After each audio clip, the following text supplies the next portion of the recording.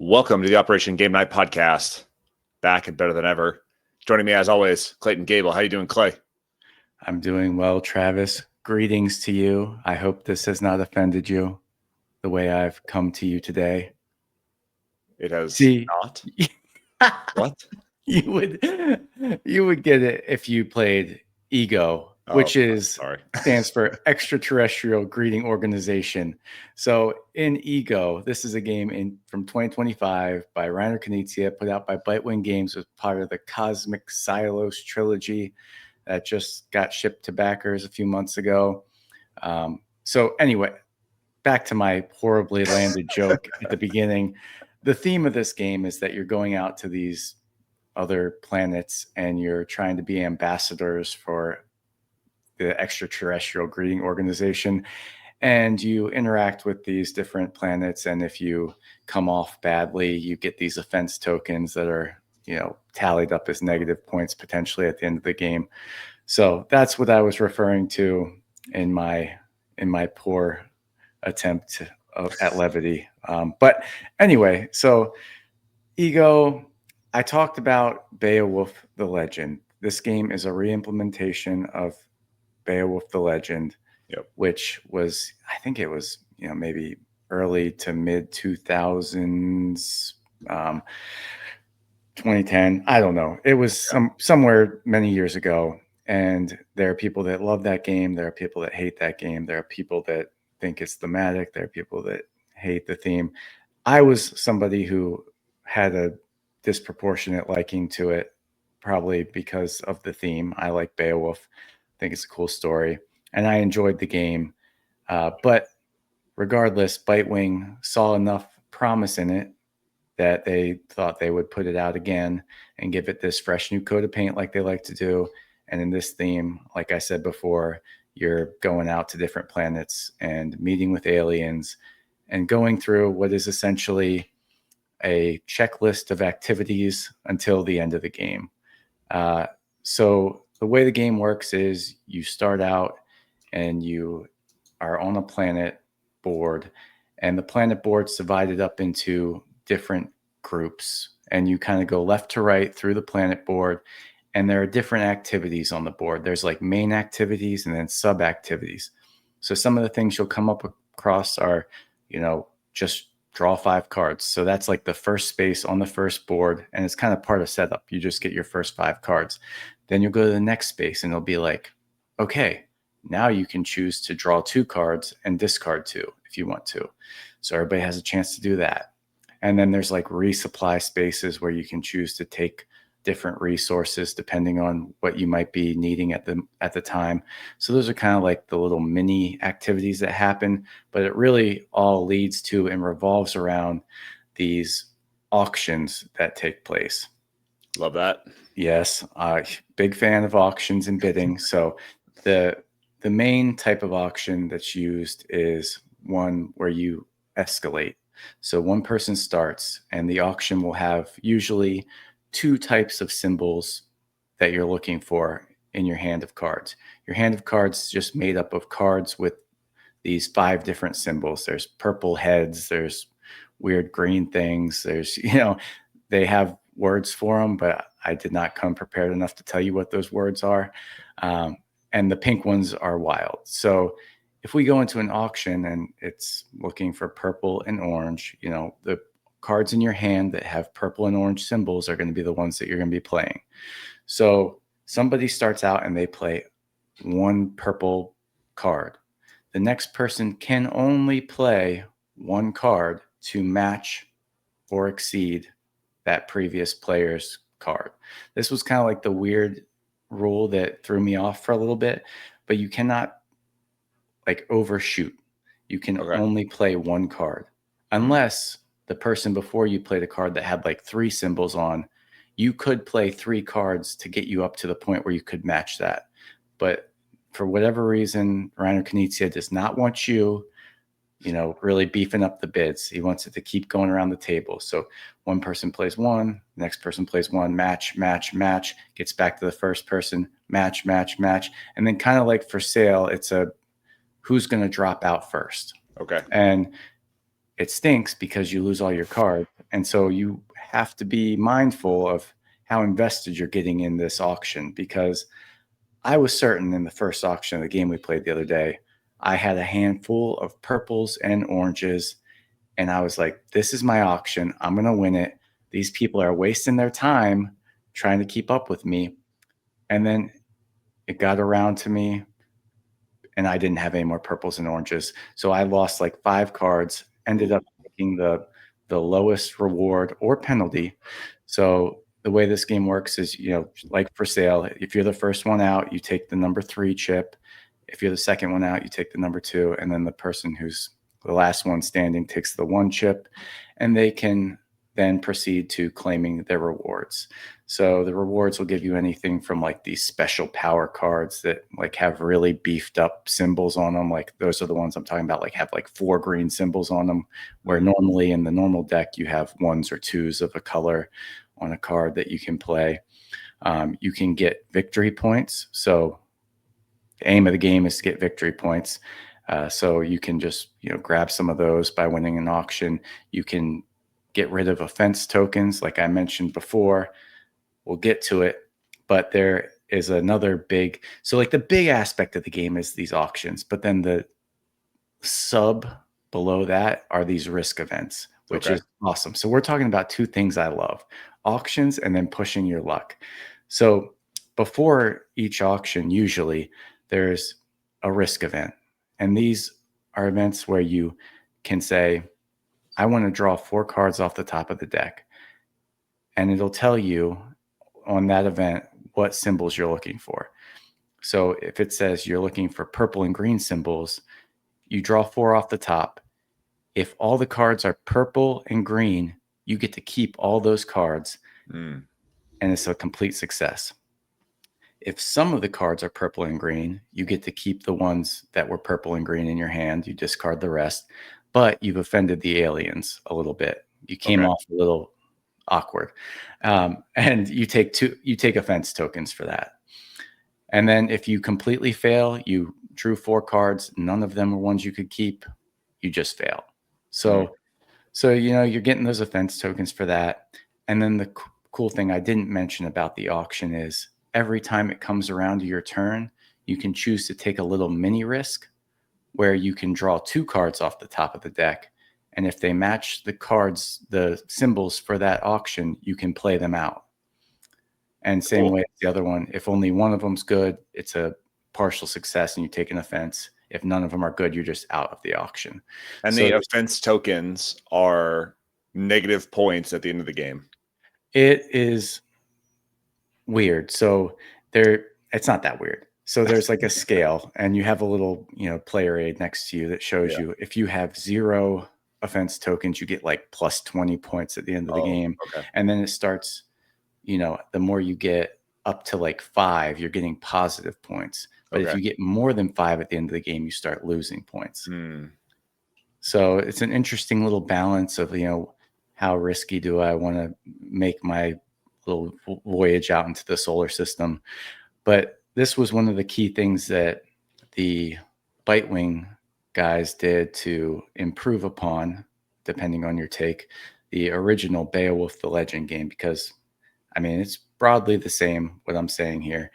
But during the risks in Beowulf the Legend, if you failed, you got a wound, which is similar to the offense token. In this one, it has that middle step of like a partial success, where that's where you get the penalty. So I guess they wanted to make it, in the old way, it was super punishing if you risked and failed, because not only did you not get anything, you also got a wound. In this one, if you half succeed, you get a wound. So you at least got something and you're getting a wound, versus the other way. So I think that's kind of a nice like gradation there that, is probably a little easier for people to, but it does feel kind of weird when you kind of succeeded and you still take a wound. Or defense token. If I remember correctly, because you've talked about Beowulf the Legend before, you told a story about how you were Cleo Wolf in high school. Yes. But to me, it sounded like that was a more linear thing. Like you go through the story of Beowulf like step by step. Yeah. It seems like this is kind of choose your own adventure, or is it like the steps are already laid out? You're doing a risk and then doing a bid and then or auction, then doing risk and then auction, or whatever that order is. But great segue, Travis, because that's the other thing that I keyed in on that's very different from Beowulf the Legend, is that Beowulf the Legend was one board, start to finish. You're following his journey, like you said. In this, they made it more modular. So there's a ton of different planet boards, and each planet board has a very linear path you go down on that board. But before the game starts, you pick a variety of these, maybe randomly. I don't remember how it says in the rule book. I just did the starting way. And you get to pick a random set of these planets, and then you lay them out in a linear way. So the paths within the boards are linear, but how you choose to, arrange those throughout your journey is different, and it's going to change up the gameplay because you do have to look ahead at what auctions are coming up and what type of symbol cards you need. Are you really depleted in this symbol that's coming up? Maybe you need to take this risk that nobody else took because, if it comes to that next auction, you're going to end up getting in last. And there is one board called the Sinister System, which everything that, like, winning the auction is still, you have a bad thing happen, but it's less bad than the other things. So there's just like interesting differences there. The other type of auction is just a blind auction. So those are, pretty standard. You take your cards, you set them down, you reveal. Whoever had more symbols gets the highest reward, next highest, so on and so forth. So basically you're just going through these boards, and there's just like different, it really is just a game of like little micro decisions just laid out before you. Like nothing feels like it's really matters that much at the time. It's like, well, do I take 2 cards, or do I take an alliance chip, or do I take this little risk here, maybe take an offense? But you do that 20 times over the course of the game, and then you have the auctions, which are kind of the crescendos of those decisions. And I think I'm just delighted by it. I think I've enjoyed it more than anybody I've played it with by a long shot. But it's just so novel to me, and it incorporates so many things I like in games. Like I said, auctions and bidding and pressing your luck. And just, it's like nothing I have in the way it's laid out, like just setting that path before you. And it really is just like going through a checklist. Like, all right, now we're at this spot. Everybody who wants to draw 2 gets this card 2. Okay, here we go. All right, now we're at a resupply. Here, let's do this. And it just hums along at this like nice little clip that I find really enjoyable and like procedural. And I don't know. Well, how's it sound to you, Travis? It sounds great. I was sold on this game when you described Beowulf the first time. This one, I would love to get this played. I feel like, what is the recommended player count on this one? So that's a good point. It's 2 to 5 is what it plays at, but it says best at 5. I would argue it's probably best at 3 or 4. But 5 might go a little long for some people's taste. Yeah. Interesting. Yeah, but at 2, I've played it a couple times at 2, and it works fine. Like Mary and I could rip out a game of this in like 30 minutes. Oh, nice. The problem with it 2 players is, for every player count, they have a little piece that you put on the auction spot that covers up a certain amount of the rewards. So when you're playing with 2 players, there's only 2 rewards. And the way they have it covered up is that like usually one is going to be really good and one's going to be really bad. So, you may go get in this back and forth in this auction, spend up all your stuff, and you end up in last against another person, and you get that like bad thing versus a good thing. And that just creates a lot of disparity between the 2 players right away. Yeah. Whereas when you have more of those rewards to choose from, you can kind of like find a middle ground and find like a better place to pull out. So it's I would say 3 was nice. I played it at 3. I imagine 4 would be pretty good. Yeah. 5, I think 5 might be much for me, but I like this game. I wouldn't mind playing it for, 90 minutes because I just the way it changes up like every step of the way, it's not redundant. It doesn't feel like you're doing the same thing all the time. Yeah. And it's just unique. It's cool. Do you feel like you talked about the little decisions and how they move along at a great clip because they don't seem all that heavy of decisions at the time, right? Yeah. Take the cards or don't take the cards, and then you move on. Yeah. Does this game come to a satisfying climax, or is it like you make all these little decisions and then like everyone's journey just ends and then we tally up the points? Because I imagine Beowulf kind of got more and more difficult to this final encounter, right? Like something like that is told as a story. Yeah. Is there a story in this one that it builds to, or like this climax of the story, or does it just kind of fizzle out, small decisions all the way, and then let's tally up points at the end? I would say Beowulf the Legend, definitely you feel that climax more Yeah. just because it was a very thought out pattern. And like the end is like the big fight against the dragon. And, you can basically spend all your symbols as like points in the auction. Okay. But in Ego, you do have, I believe, you always start with the same board and you always end on the same board. Okay. And the ending board is kind of this like catch-all, hey, this is where you can cash in a bunch of stuff that you might have been saving up over the course of the game. Like if you kept 3 wilds in your hand, you can turn those in for 10 points. You can do, things like that on the final board where, and that's something that every time I've played, I get to that board and I'm like, oh crap, I forgot I could have been like, actually thinking about these things I can trade in here. Because the other, and I won't go too much into this, but there is money. So there's points and money, and those two are not the same. And you can get money for like different rewards. And there's like a treasury system that you go to where everything revolves around money. And essentially money, then at some point during your journey, you have options to trade in money for points. Okay. And so it's just like a weird kind of like 2 resource economic system, but it's fun. And once you get the hang of it, I want to play this game all the time. I enjoy it that much. I've just not had the people that I played it with, either Beowulf or this one, that were like as stoked about it as I am. Yeah. That's always the problem. I know. Always the problem for board game enthusiasts that really love games is that there's always a gap in enjoyment between them and the next highest person, right? Yeah. But we've sang Bitewing Games praise a lot on this podcast. How does this rack and stack amongst their other like reskins that you've played?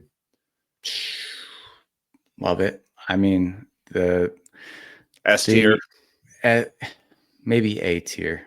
okay. Just because I think the layout of it's kind of messy. Like when you look at the layouts of the planet boards, like it's kind of like a cluttered graphic design. It's fine. Okay. Like you can figure it out. And the best part about it is I got the deluxe components. I don't know what it would feel like to play with cardboard things, but the deluxe like little poker chip points that you get and the offense tokens are this, I don't even know what the proper description is. They're like resin, big, thick tiles. Oh, I mean, that. So S tier if you have the deluxe components, maybe A tier if not, just because of some of the graphical design. But either way, I said it when I played Beowulf. Like I've not played any games that like have this similar structure to them, where it's just like this weird checklist procedure of things to go through that constitute the game, and it's cool. Yeah, simple mechanics that can be ingeniously applied to something more complex and like pull some enjoyment out of something that is so simple. That is what is great about games like this. Yeah, you can sit down, teach them to anyone. The decisions that you're making are not all that hard, and people are able to like get a story out of it and get an experience out of it that is enjoyable. For sure. Awesome. Did we do it? We did it. This has been Ego. by Bitewing Games. I have been your host, Travis Smith. He has been the most excellent debriefer, Clayton Gable. This has been Operation Game Night. And I am losing. We come in peace. We come in peace, and we're out.